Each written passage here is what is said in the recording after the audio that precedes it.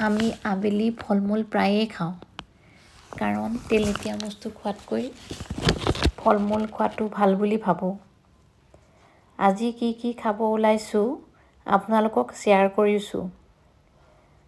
এয়া তৰমুজ কাটিছোঁ, আম কাটিলোঁ,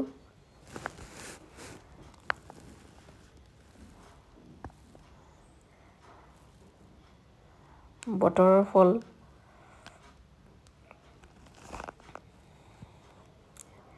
ডাষ্টবিনটোত পেলাওঁতে আকৌ পৰিয়ে গৈছে।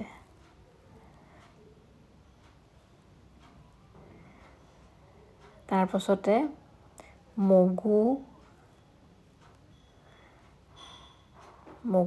মগু ল'লোঁ। মগুখিনিত আদা আৰু এলমণ্ড মিলাই দিলোঁ। এনেকৈ আমি খালোঁ। আপোনালোকেও খাবচোন, এই স্বাস্থ্যৰ কাৰণে বিৰাটেই ভাল।